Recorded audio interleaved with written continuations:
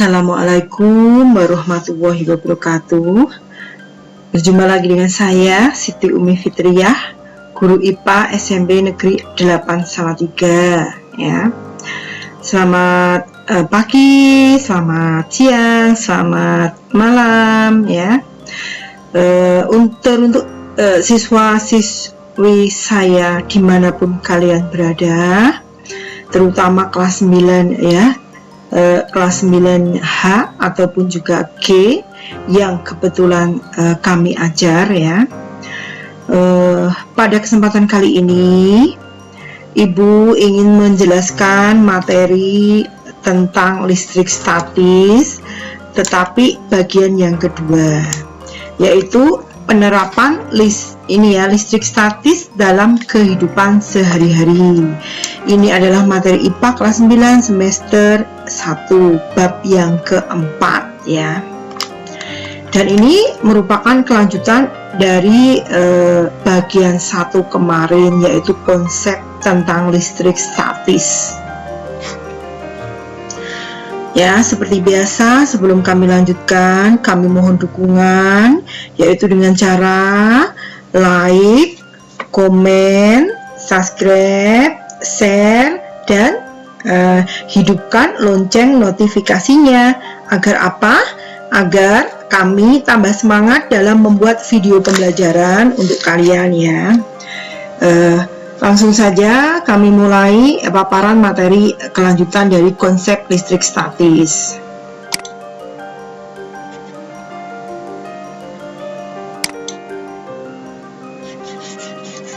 Ya, kita kemarin sudah mempelajari tentang muatan listrik. Muatan listrik tidak terlepas dari elektron ya. Karena ada elektron itulah kita di tubuh kita juga ada muatan listrik. Barangkali kalian masih mengingat pelajaran yang kemarin ya.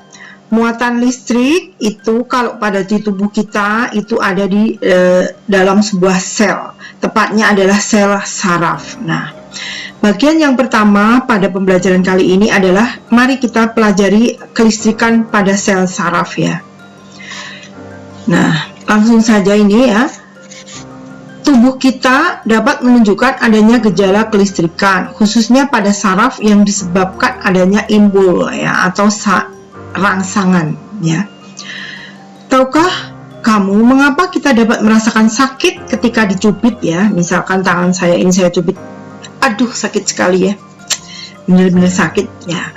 Ternyata rasa sakit tersebut muncul karena kulit kita menerima rangsangan berupa cubitan ya, yang saya gunakan untuk mencubit tadi.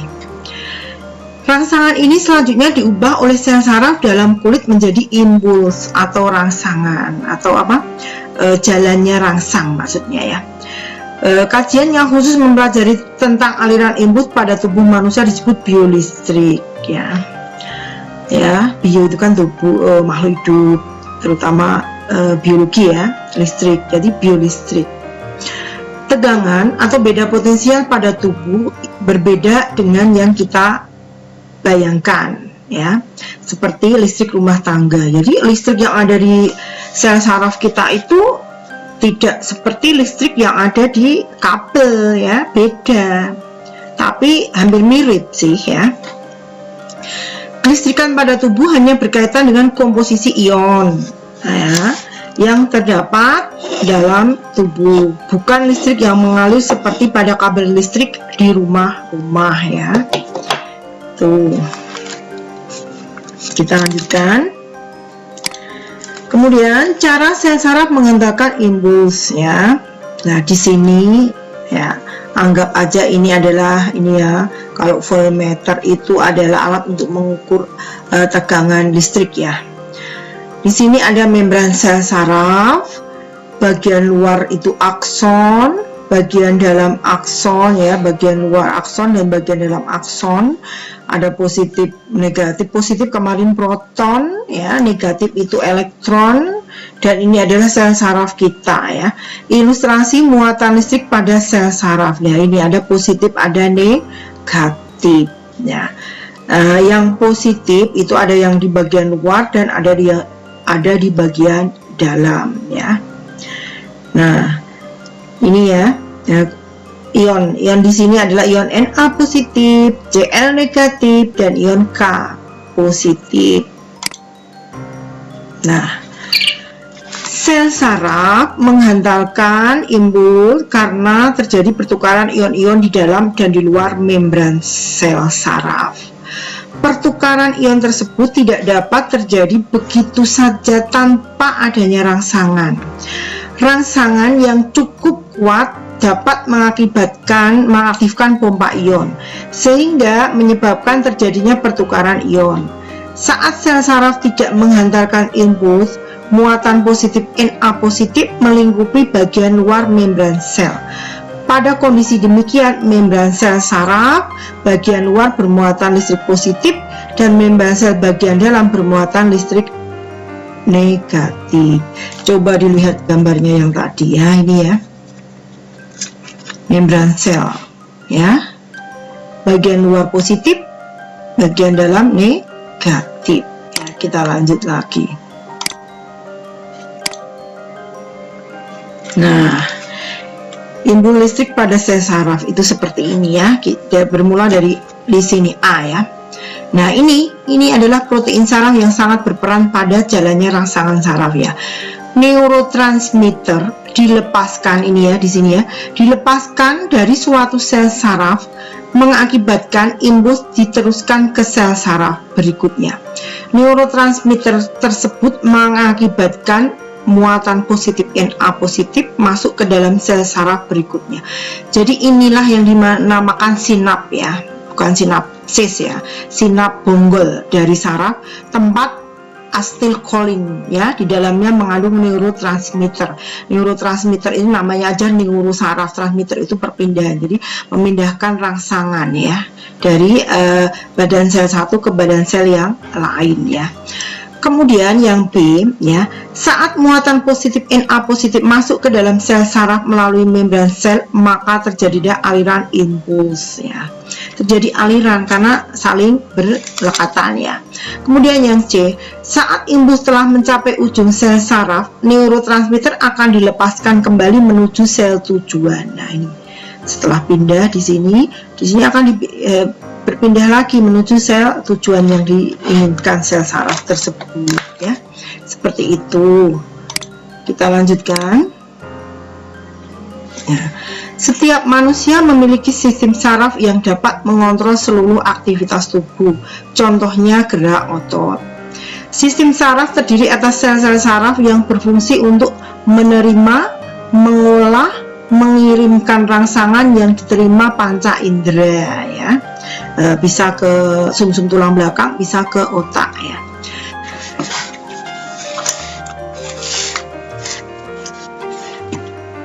Setiap manusia memiliki sistem saraf yang dapat mengontrol seluruh aktivitas tubuh, contohnya gerak otot ya.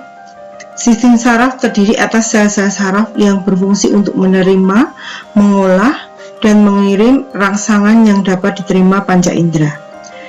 Setiap sel saraf terdiri atas 3 bagian ya, badan sel, dendrit, dan akson atau neurit.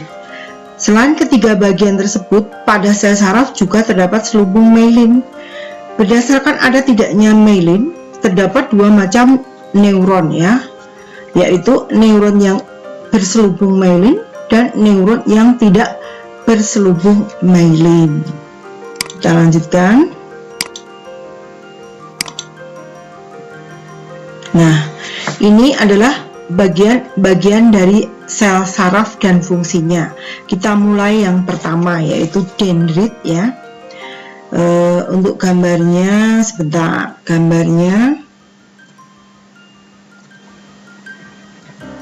gambar sel saraf nggak ada ya. Aduh, Mbak, dimulai dari depan. Tadi ada sebenarnya. Nah, ini kan badan sel saraf ya. Ini badan sel, kemudian inilah yang disebut dengan dendrit. Ini adalah akson atau neurit. Nah, ini adalah sinap ya, seperti itu. Kita lanjutkan, kita kembali yang tadi. Nah, ini ya, badan sel saraf, dendrit, auksin tadi sudah. Sekarang kita masuk ke bagian-bagiannya ya, dendrit, yaitu penonjolan badan sel yang bercabang-cabang dan berbentuk seperti cabang pohon ya, seperti tadi. Fungsi menerima impuls dari sel lain dan meneruskannya ke badan sel. Kemudian badan sel, di dalamnya terdapat inti ya, ini yang di tengah-tengah tadi, terdapat inti sel yang dikelilingi oleh sitoplasma. Jadi terdapat sitoplasma. Seperti yang kita ketahui, sitoplasma adalah cairan hidup karena di dalam sitoplasma itu ada organel sel yang lainnya. Ada mitokondria yang untuk bernafas, ribosom untuk sintesis protein, badan Golgi untuk itu ya, transportasi, retikulum endoplasma khusus milik sel saraf yang disebut dengan badan Nisol dan sebagainya. Jadi memang di badan sel itu seperti di otak ya, terdapat beberapa organel sel yang sangat penting yang mengendalikan hidup sel tersebut. Kemudian fungsinya adalah meneruskan impuls dari dendrit ke akson ya. Kalau fungsi dendrit tadi adalah menerima impuls dari sel lain dan meneruskannya ke badan sel. Sekarang kita masuk ke akson atau neurit atau yang panjang tadi ya. Penonjolan badan sel berbentuk panjang dan silindris. Setiap satu sel saraf hanya memiliki satu akson. Ya, kalau badan dendrit itu banyak, tapi kalau untuk akson itu hanya satu ya. Ujung akhir akson disebut dengan terminal akson. Terminal ini memiliki beberapa percabangan dan berbonggol lah. Bonggolnya ini tadi yang disebut dengan sinap ya. Di dalamnya berisi asetilkolin dan neurotransmitter. Pada bonggol inilah akan dilepaskan neurotransmitter dan disebut sebagai bonggol sinaptik ya. Sinaptik boleh, sinapsis juga boleh. Kemudian fungsinya adalah meneruskan impuls dari badan sel saraf ya. Meneruskan impuls dari badan sel saraf lain atau ke sel otot atau ke sel kelenjar.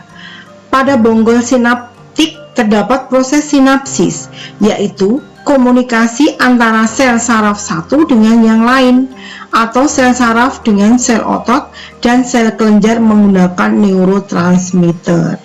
Ini fungsinya bagian-bagian dari sel saraf. Kemudian ada myelin ya, seperti tadi selubung ya. Deskripsinya adalah selubung lemak berlapis-lapis dihasilkan oleh sel sahwan. Lapisan lemak myelin sulit ditembus oleh ion-ion yang keluar dan masuk membran sel pada bagian akson ya. Fungsinya mempercepat impuls saraf dengan membantu terjadinya loncatan muatan. Nah, ini persis saat kita itu ya, myelin dengan nodus Renfield nanti akan bekerja sama. Itu fungsinya seperti kita saat menyirami bunga atau tanaman kita dengan selang ya. Ketika kita pejet sedikit, apa yang terjadi? Tekanan airnya semakin kencang. Lah seperti itulah ya. Kalau di listrik ya hambatan ya. Kenapa di jaringan listrik ada hambatan? Ya untuk memberi loncatan tekanan. Ternyata ada hambatan sedikit itu mempercepat terjadinya tekanan ya. Saya kok jadi malah ingat kehidupan. Kehidupan pun juga sama ya. Kalau mulus-mulus saja ternyata tidak enak ya. Memang di kehidupan pun juga ada loncatan-loncatan, hambatan yang membuat kita terpacu, memotivasi diri untuk menjadi lebih maju. Nah, tidak mungkin seseorang itu langsung berhasil. Pasti ada hambatan sehingga membuat kita semakin terpacu untuk maju. Ya, saraf itu juga sama. Ya, selubungnya diberi nodus Renfield dan myelin. Tujuannya adalah untuk menciptakan loncatan-loncatan sehingga mempercepat terjadinya tekanan ya. Kemudian nodus Renfield yaitu daerah akson terbuka yang tidak diselubungi oleh myelin, yaitu tempat terjadinya tarik-menarik muatan listrik di membran sel saraf. Nah, itu bagian-bagian dari sel saraf. Nah, untuk lebih jelasnya di sini ada ya. Ini adalah badan sel.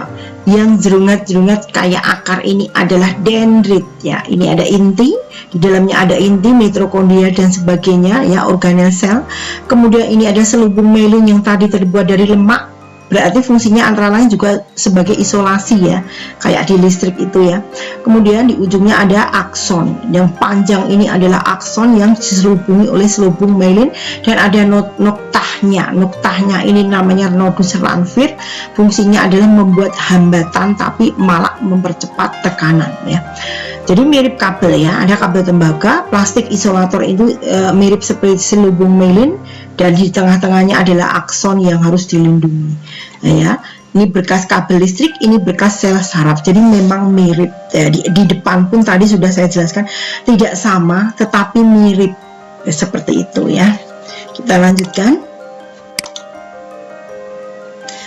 Pada akson yang tidak berselubung myelin, hantaran arus listrik dapat terjadi sepanjang akson, jadi merata sepanjang akson.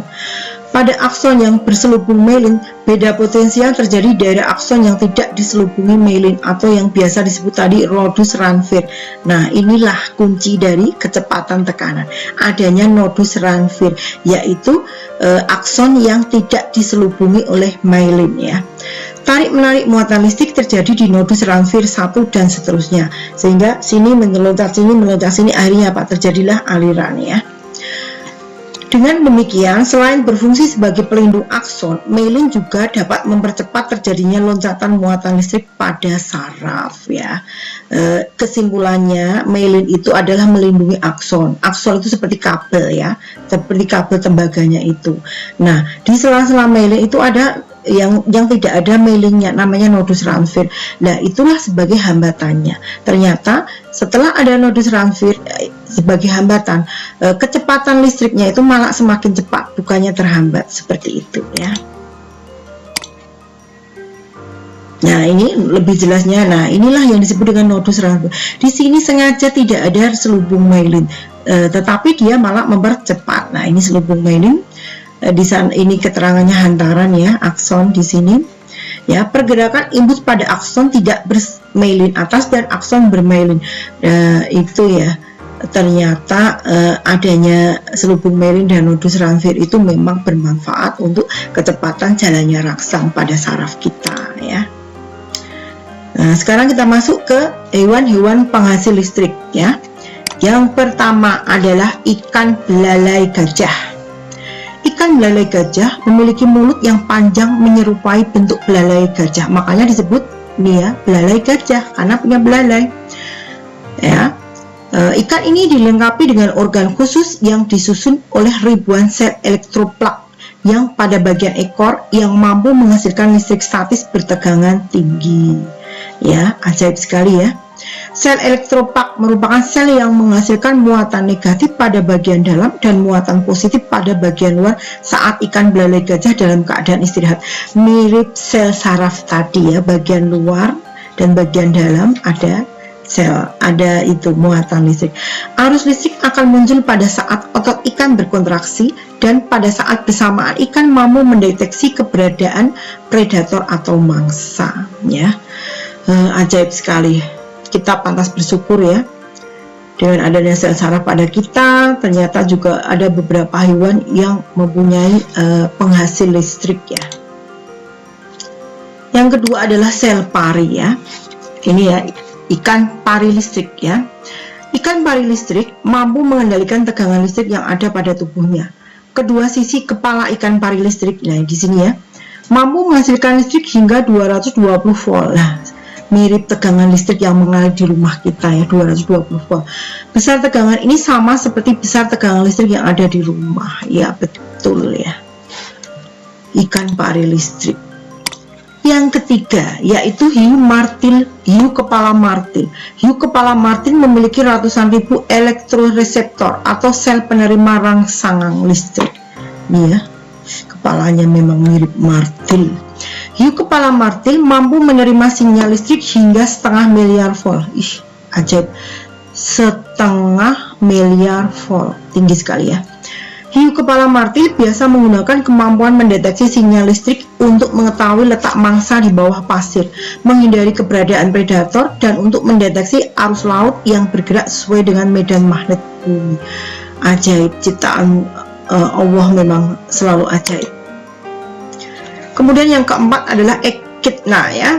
memiliki moncong memanjang yang berfungsi pengirim sinyal-sinyal listrik untuk menemukan serangga atau mangsa.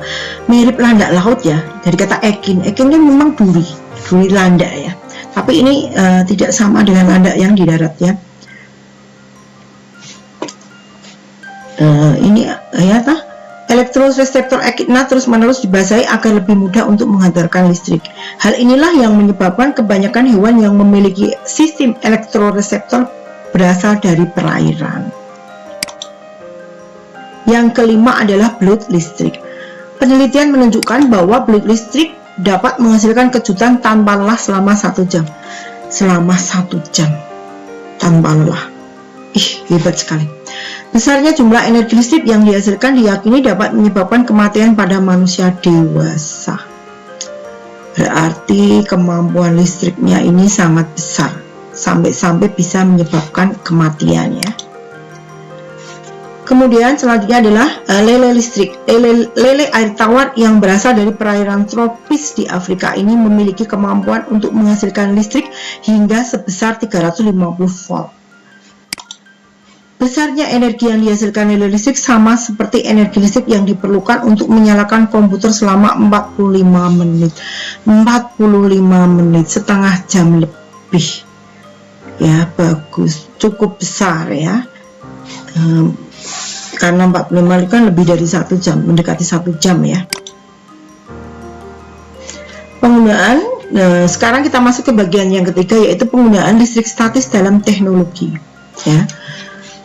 Yang pertama yaitu pengendap elektrostatik pada cerobong asap, dan ini biasanya dimanfaatkan pada pabrik-pabrik ya. Pengendap elektrostatik berfungsi untuk membersihkan gas buang yang keluar melalui cerobong asap agar tidak mengandung partikel-partikel kotor yang dapat mencemari udara. Komponen utama yang ada pada alat ini adalah kawat yang bermuatan negatif dan pelat logam yang bermuatan positif. Pada saat asap kotor melewati kawat, beberapa partikel abu akan bermuatan negatif. Setelah itu, pelat logam yang bermuatan positif akan menarik partikel abu tersebut sehingga membentuk jelaga yang mudah dibersihkan. Berarti prinsipnya adalah tarik-menarik antara yang bermuatan berbeda ya, yaitu antara positif dan negatif. Yang kedua, pengecatan mobil ya. Butiran cat mobil akan bermuatan listrik ketika bergesekan dengan mulut pipa semprot dan udara. Butiran cat tersebut akan tertarik ke badan mobil apabila badan mobil diberi muatan yang berlawanan dengan muatan cat. Ya, sama, tarik menarik ya. Kemudian yang ketiga adalah mesin fotokopi. Nah, kita familiar ya dengan ini ya, sering ganti toner, apalagi yang laser ya. Selain menerapkan konsep optik, mesin fotokopi juga menerapkan konsep listrik statis ya. Komponen utama pada mesin fotokopi menerapkan listrik statis adalah penggunaan toner atau tempat buku hitam halus. Toner sengaja dibuat bermuatan negatif sehingga mudah ditarik oleh kertas yang bermuatan positif. Ini juga sama, menggunakan prinsip muatan listrik negatif dan positif. Ini gambar fotokopi ya, kita tidak asing ya, sering sekali menggunakannya. Nah, ternyata materi bagian kedua di bab 4 ya, listrik statis dalam kehidupan sehari-hari, yaitu bagian penerapan listrik statis dalam kehidupan sehari-hari ini ternyata sudah selesai. Mohon para siswaku dipelajari ya, biarpun kita tetap PJJ ya, BDR dari rumah, tapi kita tetap harus semangat ya, semangat. Karena apa? Saya yakin pandemi ini pasti akan berakhir, dan kita biarpun sudah 8 bulan PDR, 8 bulan bekerja di sekolahan tanpa siswa, tanpa tatap muka, secara online ataupun juga secara daring ya, ada sebagian yang daring dan luring. Tapi saya sebagai guru akan tetap selalu semangat ya. Tetaplah kalian mengikuti protokol kesehatan ya. Jangan lupa pakai masker, kemudian mencuci tangan dengan sabun, atau sering menggunakan hand sanitizer, dan yang ketiga adalah menjaga jarak physical distancing. Demikian yang dapat kami sampaikan mengenai materi penerapan listrik statis dalam kehidupan sehari-hari. Mohon maaf jika dalam penyampaian saya salah-salah kata. Saya akhiri. Assalamualaikum warahmatullahi wabarakatuh. Terima kasih semuanya. Dadah.